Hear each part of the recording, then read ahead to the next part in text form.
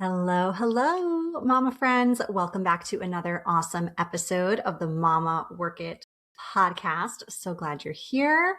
If you are new to the show, I am your host, Marisa Lonic. I am a working mama of 4 kiddos and the founder of Mama Work It, where we support you in all the hats you're wearing: mom life, work life, wife life, fill in the blank life. We juggle a lot and we are here to help. So welcome back. If you are a listener who has been here before, I am excited, as always, to be bringing you another hot topic about mom life, about working mom life.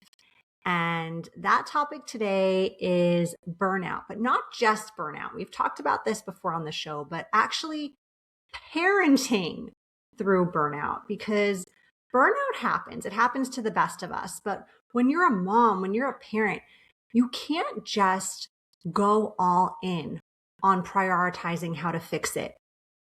Why not? Because there's all this stuff that's still happening in your life that you are responsible for. You've got kids, they've got sports, you've got work. Maybe you've got a baby that's not sleeping through the night.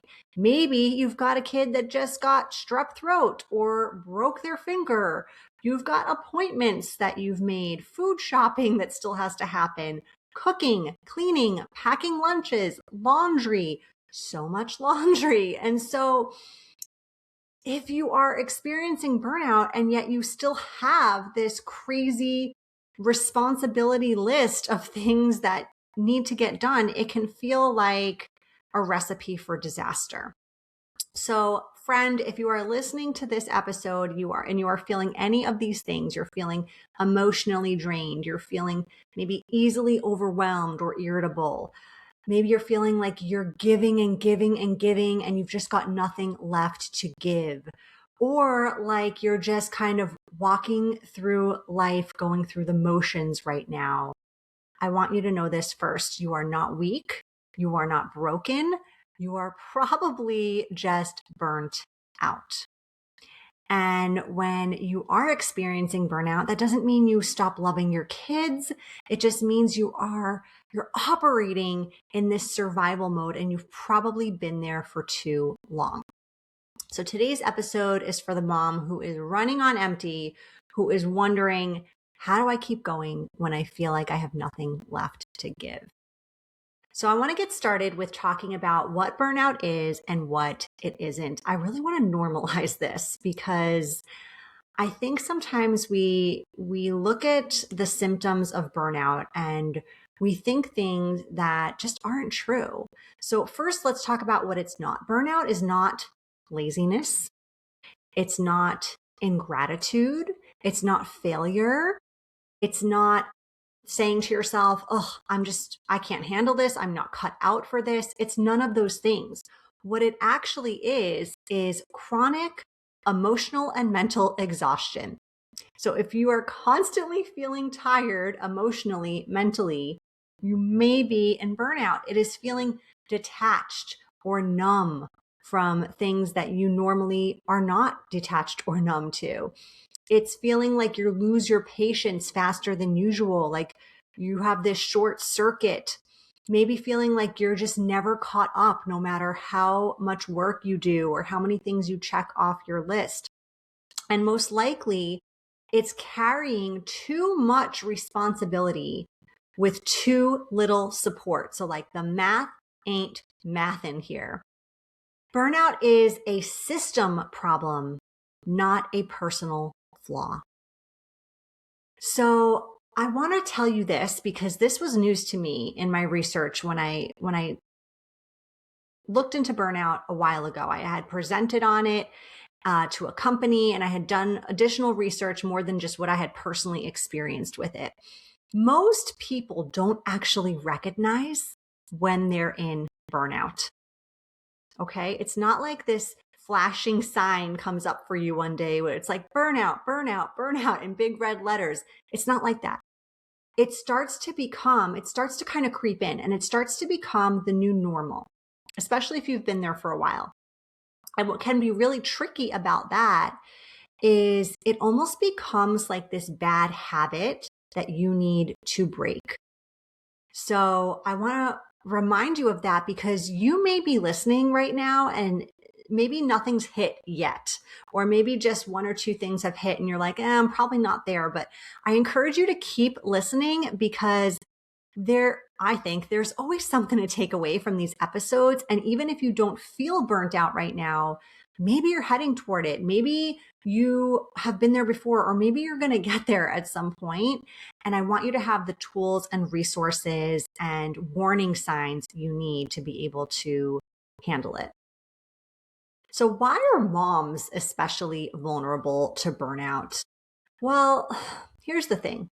Moms, you've heard me say this before, and we've had so many guests too who have attested to this. We have something called the mental load. And to a lot of other people, this is invisible. It's not like we've got it tattooed on our forehead. It just lives inside our head. And so it's kind of like this invisible mental load, which makes it even harder. And it's heavy. It's heavy. Like, let's just take a very quick example of something that feels light and fun. Maybe your kid gets invited to a birthday party. That's great, right? I love it. I love when my kids get invited to birthday parties. But then the invisible mental load kicks in. What does that mean? It means you have to RSVP, so you have to remember to do that. You have to buy a gift. You have to wrap the gift. You have to get your kid there and pick them up. Or if they're little, you need to stay at the party and mingle. And that's all fine, but maybe the party's on a Saturday afternoon and that's the day that you typically do your food shopping or your laundry, or your other kid has soccer on Saturdays. And so that requires some additional planning and juggling and all the things. And so it's not that we don't love that our kid got invited to this party. We love that. But we also need to recognize that it's adding to an already very full plate for many of us. And we seem to be the only one who sees how full the plate is because it's in our head. It's invisible to others. Another reason why moms often experience burnout or are especially vulnerable to burnout is the constant decision making. So did you know the average person makes about 35,000 decisions in just one day? 1,000. Wow. Moms, I think it is safe to say we can easily double, maybe even triple that in one day. And so decision fatigue is real and it can often lead to burnout. Moms are often the emotional anchor for everyone. I don't know about you, but when people in my house feel sad, feel tired, feel hungry, they need something, it's me, it's mom. I'm often the first person who's called in for support. And again, nothing wrong with that, but it can start to feel like a lot, especially when we add this on top of a very full plate already. There's this pressure out there to do it all and to do it all well. And so when we start comparing ourselves to others, or if we are high achievers, and we want to be really good at everything, we want to give every aspect of our life our very best, and we wear lots of hats already, it's really hard to go above and beyond for every single one of those things. And then lastly, a lot of times moms experience burnout because we often go through seasons where we have this lack of true rest. So even if you are in a season of motherhood where you are, let's say, sleeping through the night right now, do you actually feel rested? Is the quality of your sleep good? I mean, I don't know about you, but I feel like when I became a parent, I also became a much lighter sleeper where anything and everything wakes me up. I'm on high alert, even when I'm asleep. Or like if you decide to sit down and rest at any point of the day, are you really resting? Are you really mentally disconnecting? Or is your brain still swirling super fast, thinking about all the things you should be doing or you need to do or that need to get done tomorrow or whatever it is? So as a mom, we are, I think, a little bit more susceptible to burnout, but I want you to remember this. You can love your life. You can love being a mom. You can love your career and you can still feel burned out by it. Okay. You can feel grateful for all these things. and burnout can still creep in and occur. It's kind of like that quote, you can be grateful for something, but still be working towards something else. Both can exist. They can exist at the same time, and it is okay. One does not cancel out the other. All right. So if you're here with me now and you're still wondering, like, am I burnt out? What are some of the common signs, symptoms? Let's go through a list real quick when it comes to that. So common signs of burnout, especially as a mom, maybe you're snapping over small things, kind of like crying over spilled milk. I want to share a really personal, vulnerable story with you here about a time where I definitely was in burnout and how this showed up for me in this way. So a few years ago, if you don't already know, we were moving from California to Texas. And so we were getting our house ready to sell. And we've got 4 kids, little kids. And, I don't know about you, but it's hard to keep your house really clean when you've got 4 kids running around. So we had just gotten the house cleaned. I was flying solo this week because my husband was on a business trip. So I had just had it professionally cleaned. We were having photos taken later that day. And what I was going to do is get the kids fed that morning before school, get them breakfast, quickly clean up the kitchen, make the beds again. And the house was going to be in tip-top shape for the photographers. You got it. Well, what happened? Yep, spilled milk. Spilled milk, exactly that. And you guys, I literally had like a temper tantrum in front of my 4 kids because of the spilled milk. Like I yelled, I stomped my feet, maybe I even cried a little in that moment. I was parenting from such a place of burnout during that season. I look back and I wonder how my nervous system didn't completely just shut down on me. So snapping over small things. Any other morning, we would have just cleaned up the spilled milk and gone on with our day. That day, I snapped. All right, feeling numb instead of feeling joyful. So maybe things that used to make you happy don't. I can remember another time. It was Halloween. Halloween's like my favorite holiday to celebrate with my kids. And this one particular year, I just didn't even care. I literally had to fake excitement, fun. I put on a tutu. I walked around the neighborhood. I faked it till I made it. But internally, that was such an indicator for me that something was wrong. Maybe it's dreading routines you used to enjoy. So maybe you commute and you used to love driving to work and listening to your favorite podcast or audiobook, and now you just hate it. You dread it. Maybe you used to love bath time with your toddler, and now it feels so much more like a chore. And it could be, again, that constant exhaustion even after rest. So maybe you're waking up feeling tired. You are afraid if you sit down at some point during the day, you're not going to be able to get back up. Just a chronic fatigue. So if any of these are resonating with you, I want you to ask yourself this question. If your body and emotions could talk right now, what would they be asking for? What would they be saying? All right, let's move on now to what you don't want to do if you are experiencing burnout. So I know sometimes I have felt burnt out and maybe not recognized it because, again, most of us don't know we're actually there when we're in burnout. And I've done some of these things.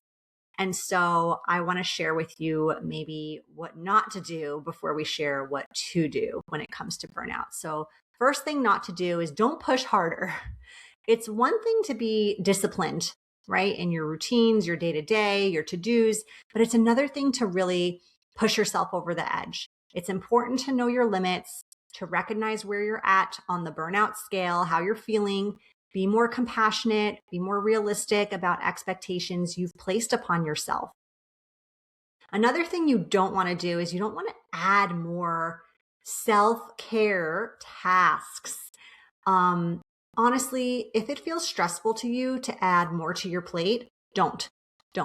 Start removing things first.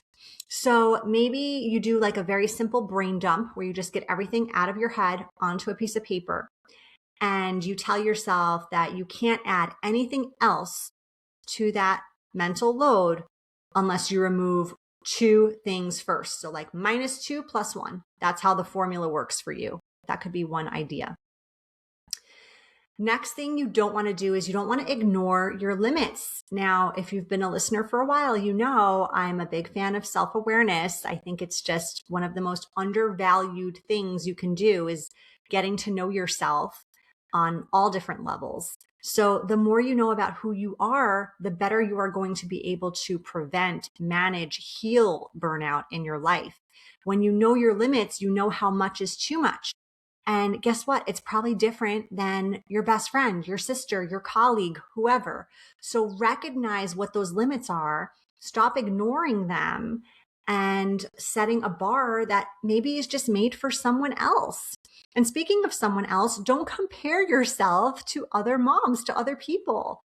Let's talk a little more about comparing yourself. Not good, never good. Comparison, the thief of joy. That's what they say. And I recently recorded a whole episode on this. Go back and listen to it if this is something that you often do. It's episode 208. I will link it in today's show notes. But please, please, please stop comparing. It's not going to help you in any way when it comes to burnout. The last thing you don't want to do when it comes to burnout is you don't want to just sit around and wait for things to magically get easier. Okay. Have you ever heard someone say, time heals all wounds? I know I've heard that before. Well, I disagree. I think time alone doesn't heal burnout. Anytime I've ever told myself, oh, this will get easier after school starts or cold and flu season ends or we move or whatever it is, that alone does not cure burnout. Okay. Maybe it makes it a little easier, but it does not fix it. Because when you are in it, you don't realize that you actually have some control to make that situation better yourself. So if you are already wound up expecting to get more done than is humanly possible, if you're in that habit, guess what? When the kids go back to school, you're going to just keep going at that intense burnout speed. Okay. If you think after cold and flu season is over, your burnout's just going to go away, think again, because something else is probably going to happen unexpectedly. Like maybe you'll have some work projects pop up that you weren't thinking were coming, or maybe your kid's going to break a bone. We had a kid last year break 2 different bones on 2 separate occasions. Okay. Just when we thought things were calmer, they weren't. After we moved cross country, I thought, oh, I'm not going to feel burnt out anymore. No, this was an active decision I needed to make in how I was showing up. It didn't just magically get easier. So what actually happens when you're running on empty? How do you parent? How do you keep going when you're in a season of burnout? Here are some amazing tips you're going to want to try if you are feeling like you're there. First tip you want to do is you want to lower the bar temporarily. Okay. There are seasons of survival and there are seasons when you just feel like you are thriving, you are killing it. If you are in a season of survival, it's a different standard. You got to lower the bar. Good enough, more than enough. Done, better than perfect. I mean, perfect doesn't exist, but you know what I mean. You just got to kind of cruise, survive, do what you need to do to get by. Second tip, what can you delete or delegate versus do? Those are the 3 Ds on the to-do list, right? Do, delete, or delegate. What things on your list can you delete or delegate? Is that meals? Is that schedules? Is that commitments? Is it just expectations you're placing upon yourself? Take a really honest look at all the things that you are trying to get done, expecting of yourself, and think about what can you delete or delegate. Even if it's just 1 or 2 things you can remove from those commitments, I think it's going to lessen your burnout in this season. Third tip here, create these things that are called micro rest moments. So it can feel really hard when you are a busy mom to get actual rest. But what we can do is we can introduce these micro moments throughout the day. So maybe this is setting a quick 5-minute timer and having like 5 minutes of quiet time. Maybe these are mini meditations. You could do like a quick guided meditation, or you could just simply put on some meditation music and, do a very quick deep breathing exercise or breath work. It could be a real tiny habit linked to just resetting your nervous system. We have had so many incredible guests on this show talk about topics like these, and two coming to mind for me right now are episode 210 with Christine Fitzgerald and episode 202 with Dr. Brooke Sheehan. So I'll link those as well in today's show notes. Go ahead and listen to those after this if you are looking for ideas of ways to kind of reset the nervous system in that way. I know that those ladies brought a lot of good tips to the show. All right, tip number 4 here, name your needs out loud. Okay, talk to someone, talk to your partner, talk to a friend, talk to a therapist. Honestly, even talk to yourself, whatever works. I am a verbal processor. I often need to talk out loud to get my thoughts in a clearer place. So talk to someone, even just talk to yourself. It can be a game changer.